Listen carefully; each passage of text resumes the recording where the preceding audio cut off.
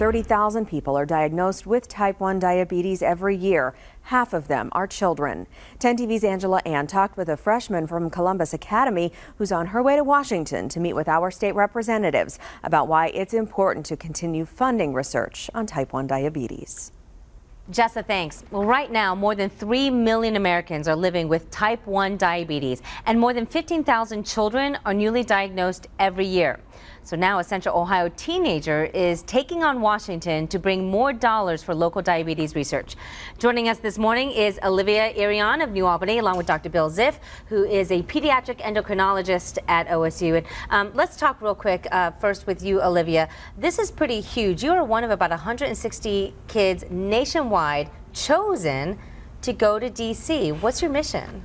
Well, we want to talk to Congress about supporting and funding diabetic research so we can lower health costs around the world and help find a cure, hopefully. This is a pretty big responsibility for you because you are representing so many children who are living with type 1 diabetes.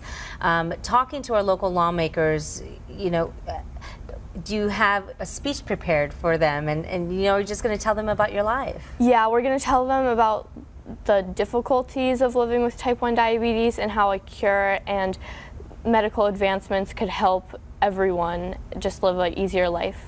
Now we're going to learn a little bit more about Olivia and what you've done for the past 4 years living with type 1 diabetes. But Dr. Ziff, talk to us about some breakthrough research because there's so much there on the horizon, and I feel like we're just on the cusp of really getting our grips around type 1 diabetes. Well, you're absolutely right.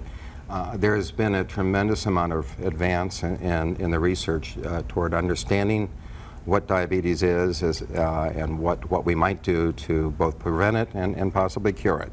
And you said that there are really two schools of thought there. There is a development of an artificial pancreas, correct? Yes, this is correct. We're approaching the cure of diabetes or the management of diabetes both by trying to find a way to replace the beta cells that make insulin through a transplant type of approach, and also through a mechanical or an insulin pump approach with possibly having sensors that the individual wears that monitor the blood sugar. And that insulin pump is something that, Olivia, you wear with you 24/7, and you've got it with you right now, right? Yes. Okay, so tell folks at home what this does for you and how it helps keep you alive. Well, what it does is I just wear it on my hip, and it gives me the ability to eat pretty much whenever I want and not have to worry about taking shots 3 or 4 times a day, and it just makes living with diabetes more flexible.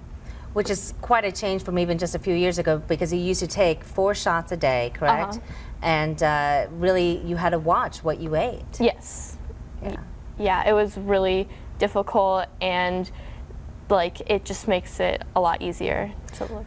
You're 14 now. You were diagnosed when you were 10. Do you remember life before you had type 1 diabetes, and how has that changed your life? I remember it a little bit, and it was a lot easier, but like the few months before I was diagnosed, I felt really sick, and it was just hard like before then too. So, but now that I have it, it's gotten easier with the pump, but it's still difficult. Good luck to you in DC this week. We're so proud of you, and we really hope that our lawmakers will hear your message. Yes.